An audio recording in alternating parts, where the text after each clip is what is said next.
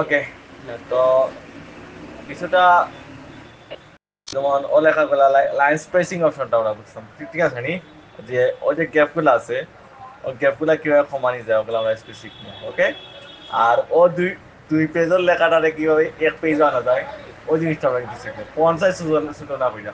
ওকে okay good. ওকে, প্রথমে আমরা page set up কই দিমু পেজ সেট আপ। ওকে, পেজ লেআউট দেবো, পেজ লেআউট দাও তোরা দেবো মার্জিন হবে, বুঝে দেবো মার্জিন, ঠিক আছে? ওকে, তারপরে দেখবো আমরা কাস্টমার কই দিমু কাস্টমার, তারপরে দিলো পেপার দেবো, কই দিমু পেপার। ওকে বুঝছো? ওকে, আবার দেখাই মার্জিন, কাস্টম মার্জিন, তারপরে পেপার। ওকে, পেপারটা দিব এ4, কিটা দিব এ4, এরপর এবারে সবার উপরে এরপর সাইজ হলো 8.27 বাই 11.69। Okay okay good. ওকে, মার্জিনে দেখবো, টপে রাখবো ধরো 1, টপে রাখবো 1, বটমে রাখবো 0.8, লেফটে 1, রাইটে 0.8, জাস্ট ওকে দিন।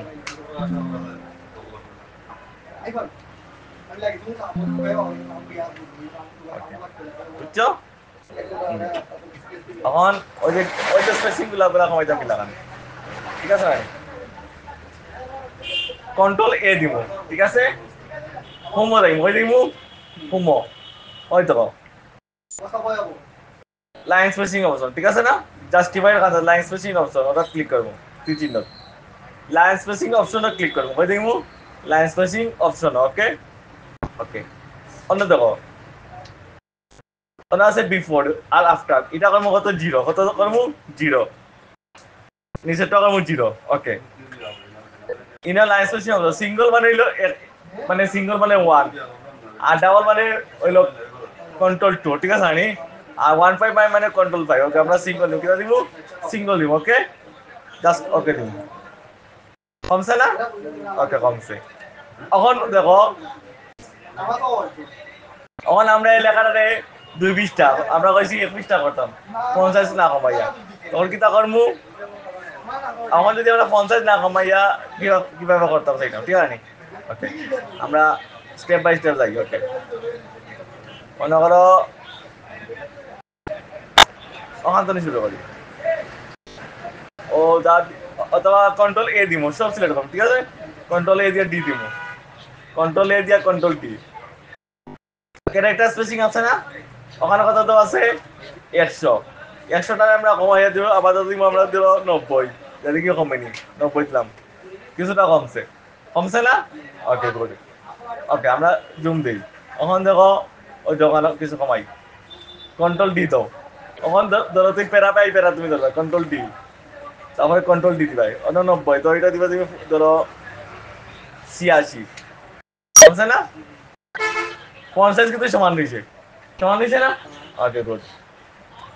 আবার অপারেটর ধরো কন্ট্রোল ডি দাও, এটা ধরো দাও তুমি 88, এটা দেখো হয়নি, হয়েছে, হয়েছে না? ওকে, অপারেটর ধরো কন্ট্রোল ডি দাও, ধরো এটা 90, ধরো 85।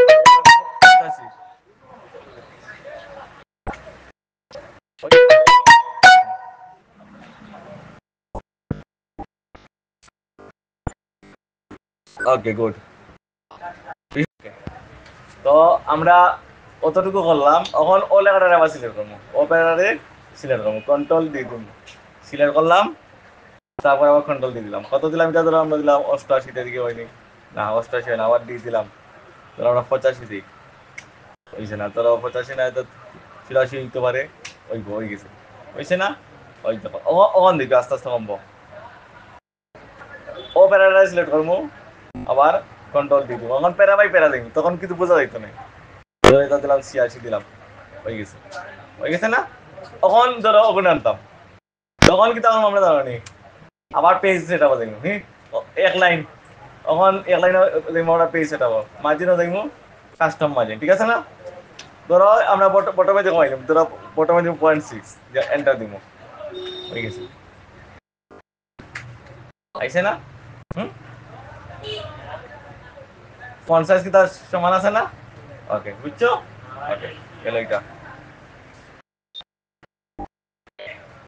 তারপরে কন্ট্রোল এ দাও, কন্ট্রোল ডি দাও, কন্ট্রোল ডি দেওয়ার পরে ওই দেখো ডিফল্টটা দেখবে, ইয়েস দিবাই, ওকে, কন্ট্রোল এ কন্ট্রোল ডি, ওকে ওকে।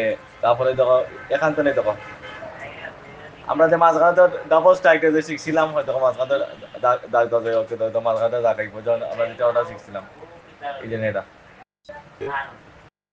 স্ট্রাইক, ঠিক ঠিক আছে না? Okay good. আবার কন্ট্রোল দিত, ওই দেখো সেটাও সেটাও দেওয়া দিব, সেটা হলে একটা ছায়া থাকবো, হয়তো একটা ছায়া আছে নিচে, যেমন দাও, ওই দেখো এই দেখো ছায়া, ছায়া আছে না? ওকে গেল এটা। তারপরে আবার কন্ট্রোল এ দাও, কন্ট্রোল ডি দাও, তারপরে হলো আউটলাইন, আউটলাইন ধরো, আউটলাইন দিতে পারো, ওকে দাও, আউটলাইন এসে হয়েছে না? আমরা আউটলাইন দরকার নাই, কন্ট্রোল শেডও দরকার নাই, আমরা জাস্ট নর্মাল আমো, কন্ট্রোল ডি দিমু, কন্ট্রোল এ কন্ট্রোল ডি, শেডও তুলে দিলাইমু, জাস্ট ওকে, ওই দেখো।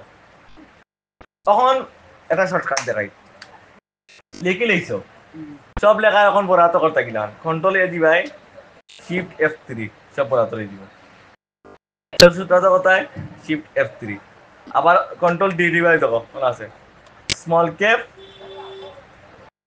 ওকে দিবাই small cap, control D all caps সব বরাত দিব, কন্ট্রোল ডি তুললাও স্মল ক্যাপ দাও, সব সূত্রটা দিব, বুঝছে না? ওকে শিফট F3 যাবে, তো সূত্রটা কথা বলে, কন্ট্রোল ডি দাও, স্মল ক্যাপটা তুলো, সব সূত্র তোমার প্রথম অক্ষর কোথায়, জাস্ট প্রথম অক্ষর দেখবাই, ধরো লেখাটা আসলে কন্ট্রোল এ দিবাই, কন্ট্রোল শিফট F3 দিয়ে দেওয়া হয়তো অটোমেটিক ওই যাব, বরাত হয়ে যাব অটোমেটিক, আবার শিফট F3 দেও, সব বরাত হয়ে যাব, আবার শিফট F3 দেও, সব সূত্র হয়ে যাব, আবার শিফট F3 যেখানে বরাত দরকার ওখানে বরাত হয়ে যাব, ওকে ওকে বুঝছো বিষয়টা, বুঝছো? ওকে এটা মনে করো তুমি লিখে লিখছো, তখন কিতা করতে, এখন অনেক সময় লাগবো, মানে বিভিন্ন কিতা করতে হয়, তখন কিন্তু এটা এই টেকনিকটা ইউজ করতে পারো, ওকে ওকে গেল এটা। তারপর ওকে গেল, ওকে তখন আমরা বাংলা কম্পোজ করতাম, বাংলা, ওকে তো বাংলা দুই মধ্যে শিখা যায়, অব্রতি শিখা যায়, বিদ্যুতীয় শিখা যায়, ঠিক আছে নি? আমরা বিদ্যুৎ শিখবো, বিদ্যুৎ শিখবো, বিদ্যুৎ শিখবো, দিকে কি সমস্যা? Okay good. ওকে আমরা বিজয় শিখতে হলে প্রথমে কি করা লাগবে, বাংলা ফন্ট সিলেক্ট করা লাগবে, ঠিক আছে? ওকে আমরা বিজয় বাংলা ফন্টের নাম হলো সুটনি এমজে, কিতা নাম, সুটনি এমজে, আমরা ফাইমু কই, ওখানে ফন্ট ক্লিক করবো, SUT সুটনি এমজে, ওকে দিন, ঠিক আছে? ওখানে দেওয়ার পরে কিন্তু বাংলা কম্পোজ হইতো নাই, এর তখন কিন্তু কিবোর্ড সিলেক্ট করা লাগবে, বিজয় কিবোর্ডে কিন্তু অ্যাক্টিভ করা লাগবে, এখন বিজয় কিবোর্ডে কিভাবে অ্যাক্টিভ করতে হয়, কন্ট্রোল ওর বাংলাদেশের বিধি কিন্তু বিজয় কিবোর্ড অটোমেটিক, কখনো অনেক ইংলিশ ক্লাসিক দেওয়া আছে না, ইংলিশ দেওয়া আছে না, অনেক বিজয় ক্লাসিক আইব, আইসে না বিজয় ক্লাসিক, ওকে আবার কিবোর্ড ছাড়া এখান থেকে মাউস দিয়ে কিন্তু সিলেক্ট করে আনতে পারে বিজয় ক্লাসিক, তখন কিন্তু অটোমেটিক আইসে, তখন বাংলা করতে হয়, ওই দেখো কিতা লেখা, যে যে মানে কিতা ক, আমরা যে দিলাম ক আইসে, আইসে না? ওকে ফন্ট সাইজ বড় করি, তাহলে বুঝতে হবে, ওই দেখো কন্ট্রোল ধরবাই, থার্ড ব্র্যাকেটও দিবাই, সেকেন্ডটা ফন্ট সাইজ বড় হইব, প্রথমটা দিবাই ঠিক হইব, এটা বুঝছো? এটা হলো শর্টকাট, ওকে গেল এটা, ওকে আমরা এখন ও লেখতাম গিলা খান, শিফটও ধরবাই এফ দিবাই, ও হইব, ও আর একটা গিলা জি দিবাই, এফ দিবাই, আইব, বুঝছো? ওকে আমি তোমার কই, উপরে কিবোর্ডে যে উপরে যেগুলো আছে অক্ষরগুলো, এগুলো যদি আনতে চাও শিফটও ধরা লাগবে, এটা ধরা লাগবো, শিফটও ধরা লাগবো, গুড। আর যুক্ত বর্ণ দিতে হইলে জি দেওয়া লাগবে, যেমন আমরা কয় করে দিতাম, ক দিব, গলা দিব ক, ঠিক আছে ক দিয়ে স্পেস ক দিব, তারপরে জি দিব, আবার ক দিব, যুক্ত বর্ণ, ওকে ওকে ওখানে আমরা রাখতাম কমা রাখতাম, ক মদিনেশ ক দিব, যুক্ত বর্ণ দিব, মদিনেশ হইলো উপরে, উপরে না শিফটও ধরবো, ধরা এনে দিব, মদিনেশ আইব, আইসে না বিজ্ঞান রাখতাম, পয়লা বর্গের জ দিলাম, শিফটও দিলাম নিয়ে উপরে, শিফটও ধরলাম, আই দিলাম, আইসে না? ওকে গুড, বুঝছো? ওকে গেল এটা। তারপরে ধরো ও লিখলাম আর ওর সঙ্গে মিলাম জিত দিলাম বলে জিত দিমু কিতা দিমু জিত দিমু হ্যাঁ তারপর ডি দিমু ঠিক আছে না ওই অবশ্যই দীর্ঘ লেখা মিলাম জি জি দিমু শিফট দিলে ডি দিমু ওকে এখন প্রশ্ন থাকতে পারে স্যার ক্যাপসলক যদি অন থাকে বাংলা টাইপিং কোনো সমস্যা কোনো সমস্যা নেই বর্তমানে যাতে বিজয় বা যে আপডেট হয়ে গেছে এটা তার কোনো সমস্যা না যেমন ধরো কোনো সমস্যা অন না তবে ক্যাপসলক অফ রাখা পালা অন তাহলে কোনো সমস্যা হইতো নাই ওকে যেহেতু আপডেট ভার্সনে আইছে ওকে বিষয়টা বুঝছো ওকে গেল এটা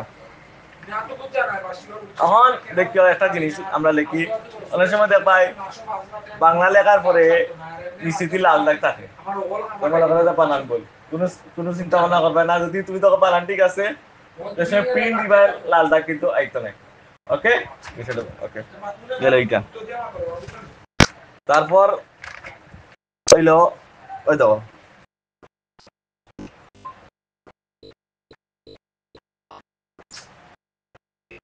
এখন আমরা লিখতাম পঙ্ক কিতা লিখমু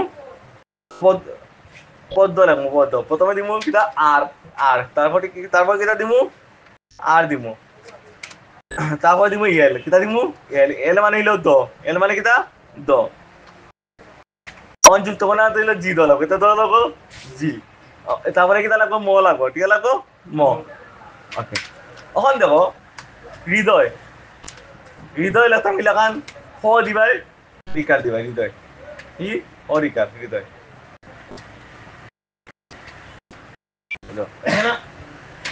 ও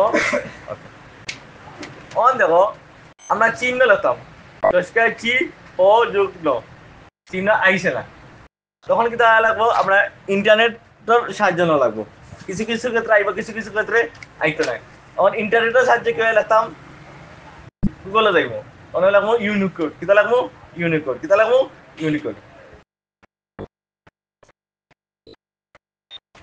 ইউনিকোডের বিজয় ওকে ঠিক আছে এখন চিহ্ন হ অযোগ্য ওখান কি তারপরে ওখান কিবোর্ডে কিন্তু ইউনিকোড কনভার্ট করতে হবে অনেক কিন্তু ইউনিকোড দেওয়া লাগবে কি দেওয়া লাগবো ইউনিকোড ওকে লেখায় হো যুগ মধ্যাহ্ন চিহ্ন ঠিক আছে না তারপরে দিব বিজয় কনভার্ট করবো কি তারপর বিজয় কনভার্ট তারপরে কপি করে নিয়ে বই দেবো খালি ও চিহ্নটার ক্ষেত্রে একটু সমস্যা দেখা দিতে পারে বাকি সব ঠিক থাকবো বুঝতে বুঝছো আবার বিজয় বিজয় কিবোর্ডে যাবি ওকে ওকে অতটুকু বুঝছো ওকে গুড চলো এটা ওকে আমরা মৌলিকতা লেখতাম কিন্তু পয়লা একা দিমু পরে ম দিমু ওখান দিমু সন্দুক ওখান ঠিক আছে না মৌল বি বাজার বুঝছে না ওকে